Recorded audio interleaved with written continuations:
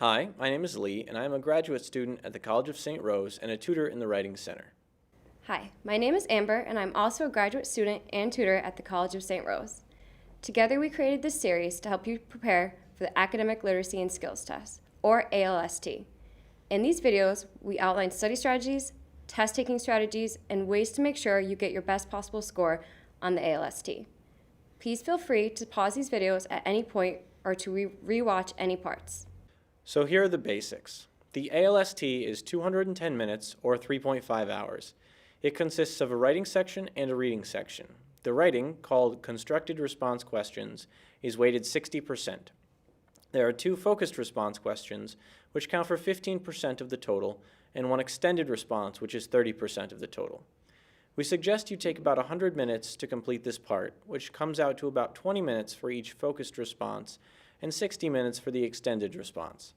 These numbers are kind of fluid though, since you will also have to read 2 passages and a graph before you begin writing. The reading section, called Selected Response Questions, is weighted 40% and consists of 40 multiple choice questions. We suggest you take about 110 minutes for this section, which is about 22 minutes per reading, each of which usually has 8 questions. We suggest that you do the writing section first because it is worth more and you can't guess the answers. You can with the reading section. It doesn't matter if the answer for a multiple choice question is blank or wrong because you're scored on % correct, so it's best to guess if necessary. For example, if there are 5 blank questions and 30 seconds left, you have a 25% chance of getting it right if you guess, so why not? However, if you feel more comfortable with reading first, then do that instead. There is no right or wrong way. The whiteboard function in the test should be used for note-taking during readings. It is not possible to underline or highlight text, so when you practice noting rather than underlining or highlighting. Pay attention to the tutorial before the exam so you know how to use these functions. If you don't know the answer, flag it and skip it. Spend time on other questions, then go back. Use the whiteboard to note answers you were sure were wrong or the 2 you're stuck between that you think are right. This will save you time by not having to go through every answer again. We strongly suggest taking the small sample test on the website to best follow along with these videos.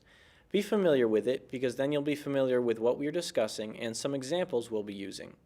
We also strongly suggest that you pick up the Barron's ALST Prep Book, which is a great resource for helping you prepare for this test. We also strongly recommend buying the Barron's book for the NYSTCE, which has several practice exams. Not only should you take the practice exams and time yourself, but carefully read the reasoning provided for the right answer, whether you got the answer right or wrong, because reading the rationale will help you understand the logic behind the questions and answers and this kind of analysis. We would like to explain this really is not a test to be taken lightly. It is challenging and will take a lot of practice beforehand, not days or weeks, but months. These videos are overviews and introductions to the skills you will need to be successful on the ALST.